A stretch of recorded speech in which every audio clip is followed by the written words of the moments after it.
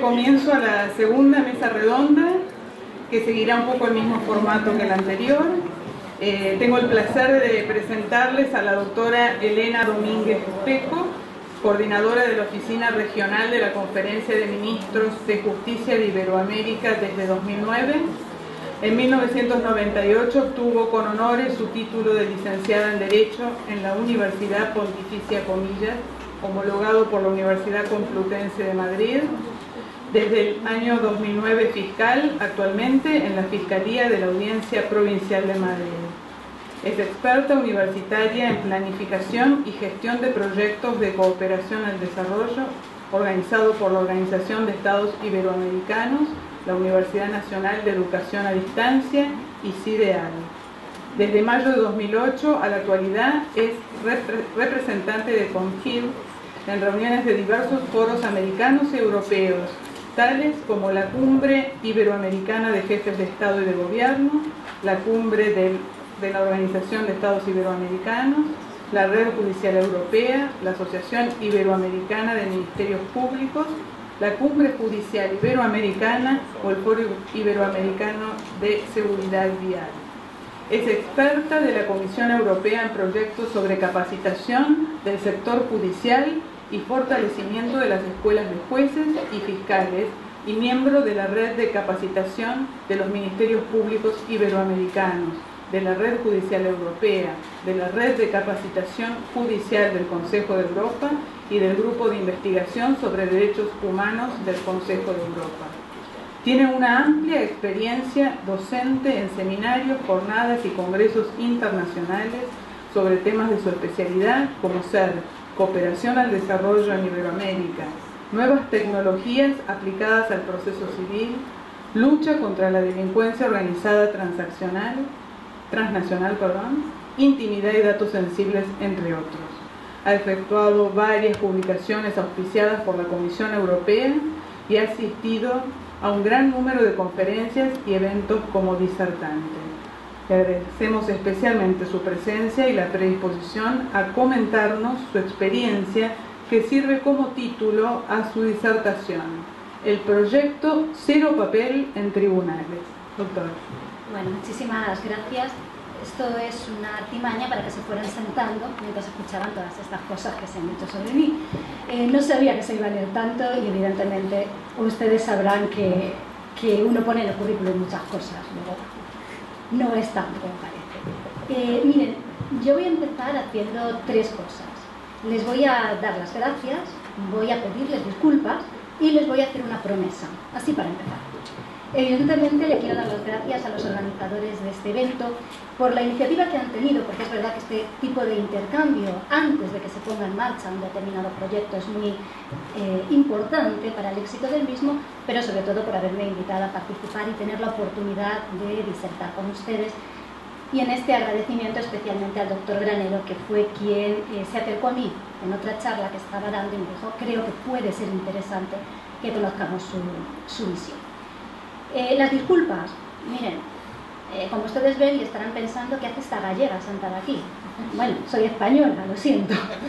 Llevo 2 años viviendo aquí, desde el año 2009, a finales de 2009, en una oficina que tenemos instalada en el Ministerio de Justicia de Nación, luego algo sí conozco la justicia argentina, pero las disculpas vienen por ahí.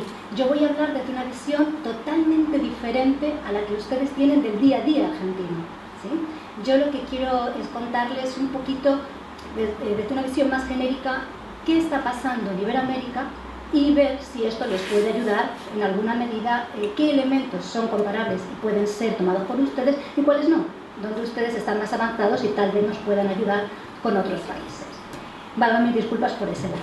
Y la promesa tiene que ver con este proyecto, con este producto que yo les digo que como Conferencia de Ministros de Justicia de Iberoamérica, y ahora les digo qué quiere decir eso, hemos ido creando entre todos los países de la región.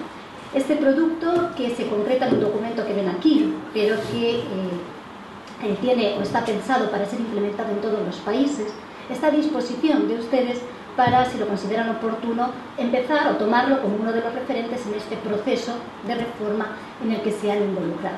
Y en caso de que así lo deseen, desde luego nuestra organización tiene las puertas abiertas. Entonces, ¿quiénes somos?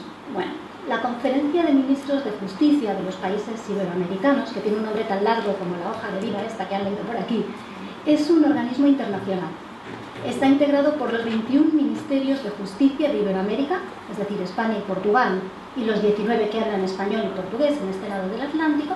En los países federales serían los ministerios a nivel nacional, por eso en este caso que les decía que es Ministerio de Justicia y Derechos Humanos de Nación, y nuestra función es crear políticas públicas o promover políticas públicas regionales en el sector justicia. Eso es a lo que nos dedicamos, que dicho así puede parecer que es poca cosa, que es promover políticas públicas, pero yo ya les digo que en concreto lo que procuramos hacer es conseguir declaraciones políticas de los ministros para colocar un tema sobre la mesa, para generarse una responsabilidad ellos mismos, no el gobierno, que es algo más etéreo, sino un ministerio concreto, y a partir de ahí hacer un programa o un plan de seguimiento que permita llevar a la práctica aquellas declaraciones a las que han llegado.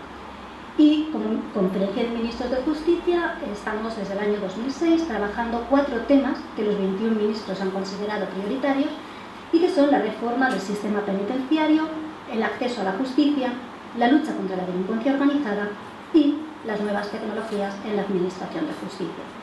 Luego sí que creo que es importante este hecho de que entre los diversos temas, que hay muchos en los que podíamos tratar de mejorar o de colaborar, los propios ministros hayan considerado que la modernización de la justicia es prioritaria. ¿Y por qué digo que es importante que los ministerios de justicia lo hayan considerado? Pues porque, con todo mi respeto para el Poder Judicial, que por supuesto es el protagonista, si quieren, es el que está llamado a implementar la reforma, lo que nosotros planteamos es que cualquier reforma judicial tiene que realizarse contando con el Poder Ejecutivo también, igual que contando con los actores del proceso, igual que contando con el ciudadano. Y aquí hay algo que creo que es importante. En América Latina, como ustedes bien saben, se ha vivido durante muchos años, primero por las dictaduras y luego por los gobiernos débiles que han existido, procesos en los que los ejecutivos han ido dejando responsabilidades, han ido dejando competencias que tenían en teoría, pero no en la práctica. Gracias a Dios, durante ese periodo, el Poder Judicial, en el ámbito justicia, fue supliendo las carencias de los ministerios y fue asumiendo una serie de funciones, creando oficinas o creando servicios que hacían o suplían estas carencias. Pero lo cierto es que la Administración de Justicia pues está para eso, para juzgar y para hacer ejecutar lo juzgado. Y parece razonable que cuando se piensa en la justicia como servicio, se vuelva a pensar también en el Ejecutivo para exigirle sus responsabilidades, para que haya recursos, para que haya procesos y para que haya verdaderas políticas públicas y no estemos hablando de cuestiones mucho más parceladas o mucho más puntuales. Desde luego aprovechando el camino que ya se ha hecho, es decir, si la Corte o el Consejo, aquí en Argentina, pueden imaginarse que en otros países mucho más, han avanzado muy por encima de lo que ha hecho el Ministerio, no se trata de dar marcha atrás, pero se trataría de sumar y de aprovechar esa visión de política pública, entendiendo que la justicia es un servicio, como lo es la educación, como lo es la salud, y que por lo tanto también el Ejecutivo está obligado a regir con transparencia, con eficacia, con eficiencia el servicio en favor del ciudadano. Y la otra visión, yo digo ministerios de justicia y digo regional. Bueno, hoy en día ya casi nadie puede pensar a nivel local una realidad. Es verdad que la deformación que muchos tenemos, yo soy fiscal, como les decía, y lógicamente voy a pensar en el penal, nos puede llevar, cuando hablamos de transnacionalidad, a pensar en delitos. Pero no solo es eso. Piensa en los divorcios que hay entre matrimonios de distintos países, piensa en las adopciones internacionales. Simplemente el hecho de agarrar el auto y tener un accidente en Brasil o en Paraguay, evidentemente que la regionalidad es importante. ¿Qué es lo que nosotros pensamos? Pensamos que tiene que haber confianza en los sistemas de alrededor y pensamos que esa confianza se gana con integración y que esa integración solamente va a existir si se avanza en el mismo sentido. Por eso, cuando estamos pensando todos en algo que es nuevo, que es modernizar de esta forma tan absoluta, tan contundente la justicia, como crear un expediente digital o un proceso cero papel, parecería deseable que todos los países avancemos en el mismo sentido, para que no sea cosa que después de tener todo mi proceso digital resulta que necesito una diligencia que se practique en Brasil, entonces imprimo mi papel, lo mando vía Cancillería 3 meses para que me vuelva a venir, seguramente digital también, allí todo en Brasil, y me vuelva a venir otra vez, casi por barco, para volver a incorporarlo a mi procedimiento. No parece razonable. Y esto, que a lo mejor es más difícil de explicar en otros lugares, yo creo que en Argentina se entiende y se entiende bien, porque esta misma realidad es la que tienen ustedes como país federal.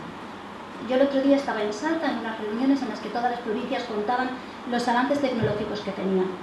Y Chubut, por ejemplo, que estaba muy avanzada, tenía un procedimiento estupendo por el que prácticamente todo era digital.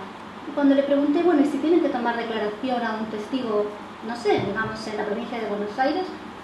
Bueno, primero dije, bueno, ¿y si hay una diligencia fuera del territorio? Y la respuesta fue, no, eso no pasa. Bueno, qué suerte tiene usted, no ningún testigo reside en otro lugar. Bueno, sí, podría llegar a pasar ese tipo de cosas, sí. ¿Cómo lo hacen? Ah, no, imprimimos y lo mandamos. Bueno, parece razonable pensar en la interoperabilidad y no quedarnos en procesos piloto en la Corte, en la Justicia Federal o en la provincia o en la ciudad autónoma, no me importa. Eso no quiere decir igual que todos tengamos que avanzar al mismo paso, pero sí hacia el mismo sentido. Esa es la filosofía que nosotros tenemos. Como organismo regional, lo que además pensamos es que todo está inventado. Así es que venir ahora a pensar en un procedimiento nuevo, pues seguramente sea muy difícil. ¿Qué hemos hecho? Elegir una buena práctica, y después de mirar en todos los países vimos que la portuguesa parecía la más avanzada. Portugal ha hecho una inversión muy grande económica y también en recursos humanos durante muchos años a nivel Unión Europea y a nivel Iberoamérica. Vimos cómo había funcionado y la propusimos como buena práctica a la región. Elegimos un país para probarlo como piloto, que fue Costa Rica, en concreto la Corte Suprema de Costa Rica, porque es un país chiquitito, tenía unos procedimientos relativamente sencillos y había voluntad política, y en este caso voluntad del presidente de la Corte de llevar esto adelante. Y pusimos en marcha un proceso de buenas prácticas, de transferencia de un modelo a otro, para intentar implementar el modelo en Costa Rica. En un año se implementó, porque no había que partir de cero, porque prácticamente estaba ya toda la experiencia portuguesa, y la verdad que se implementó tan bien que ahora ya Costa Rica solo, de los 2 procesos pilotos que eligió al principio, que eran pago de pensiones de mujeres y grandes cobros con bancos, ha ido él solo extendiéndolo a todos los demás procedimientos del ámbito civil y del ámbito mercantil. Dejan para el final siempre penal por aquello de que aparece la policía y aparecen los fiscales, y ahí ya se nos complica un poco más la cosa porque somos muchos actores. Esta experiencia es la que está en la guía que yo les mostraba antes, porque lo que hemos pretendido es, a partir de una experiencia concreta, sacar ideas generales que nos sirvan para todo. ¿Y cuáles son estas ideas generales que yo creo que pueden servir? Para mí me parece que lo fundamental es pensar que el proceso o el expediente electrónico no es digitalizar o llevar a componentes informáticos el proceso. Y la verdad que da mucho pavor cuando uno escucha a veces experiencias concretas, porque la gente se siente moderadamente contenta con sus experiencias de digitalización, que prácticamente consisten en eso, en escanear documentos o mandar un email, que son experiencias importantísimas porque son pasos previos. Pero uno tiene que entender que una cosa son los pasos previos y otra cosa es el conjunto del expediente digital.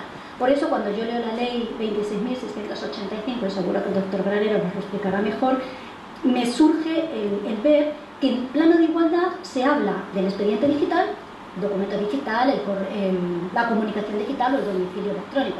No es lo mismo. El expediente es otra cosa, no es un elemento más.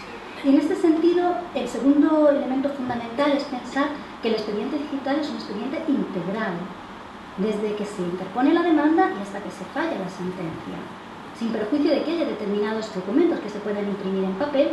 Todo el expediente tendría que estar en principio tramitado digitalmente. Y esto es muy importante, porque cuando ustedes comentaban antes, hablaban de la notificación vía email, desde cuándo se considera que corre el plazo, o si equivale o no al día de nota. A mí lo que me surgía es, bueno, es que seguramente lo que hay que cambiar es el concepto día de nota. Ese es el problema. El expediente digital no es llevar al plano digital los vicios de un proceso actual, sino que se trata de, a la vez que uno pone en marcha este expediente, generar este nuevo proceso que está basado en otros criterios, mucho más de proximidad, mucho más de oralidad y completamente distintos seguramente a los que todos tenemos hoy en la cabeza.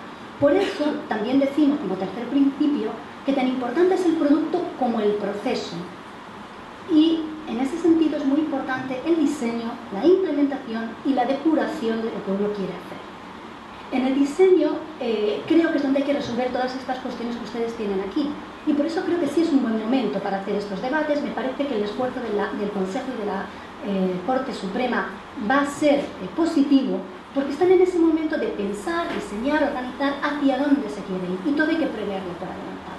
Por ejemplo, una primera decisión es qué pasa con los expedientes anteriores. En España se optó por digitalizar todo lo que estaba en curso. Económicamente eso es carísimo y la verdad que el resultado es francamente no muy deseable, porque claro, los plazos siguen corriendo. Es como querer reformar la casa mientras tú estás viviendo dentro y quieres cambiarlo todo. No se puede. O tal vez sí en sitios pequeños, no sé. En todo caso la decisión es autónoma de cada país, pero hay que pensarlo. En la implementación, esto que yo les decía, pequeñas reformas que van al hilo de la puesta en marcha del proceso. Y en la depuración o en la evaluación, pequeñas cosas que a lo mejor uno no piensa. Por ejemplo, en Costa Rica, cuando pusieron en marcha el proceso, la verdad que funcionó muy bien, pero se dieron cuenta de repente que los jueces, cuando llegaba todo el proceso digitalizado, perfecto, a su poder, daban a imprimir todo y les salía todo el expediente completo sin ningún tipo de criterio sobre su mesa. Luego hacían la sentencia digital, pero el expediente está. ¿Cómo se ha resuelto esto? Pues yo les digo, no hay nada que inventar. Hicieron simplemente un comando dentro del sistema por el que se impedía imprimir más de 10 hojas. ¿Y eso qué quiere decir? ¿Que cuándo puede dar a imprimir? Sí, pero el primer día que le da a imprimir 10 hojas le dice a su ayudante, oiga, me ha pasado, la impresora se ha quedado algo atascada. Al tercer día le da vergüenza y ya no lo preguntan. No sé si lo imprime en casa, pero no se hace en el juzgado y así es como se va depurando, por muy absurdo que parezca y por muy, quizás como muy tangible lo que les cuento, pero esa es la verdad de la experiencia. En este sentido, tres grandes temas para centrar. Creemos que hay que pensar en temas normativos, en temas operativos y en temas de gestión o gerenciamiento del cambio.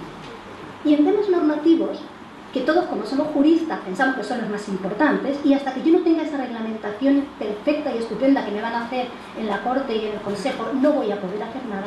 Nosotros decimos lo contrario. Lo que decimos es, ¿cuántas veces en la ley pone papel? No pone papel, pondrá de ese vista, pondrá de ese traslado. Es la práctica la que hace pensar que de ese vista o de ese traslado le doy la hoja de papel para que firme. Pero no es eso lo que pone la ley. Luego nuestra propuesta es siempre intentar las menores reformas posibles, evitar reformas integrales. Nos parece buena idea esta de un solo artículo que permita o que habilite todo, reglamentos, documentos, a nivel protocolo que permitan agilizar. Y donde no haga falta, mucho mejor. Siempre que podamos utilizar expresiones genéricas como lo que nos comentaban antes del fuero civil, donde se habilitaba el email por también una expresión genérica, tanto mejor. En el caso de los temas de gerenciamiento del cambio, nosotros lo que creemos es que hay que contar con los verdaderos protagonistas del cambio.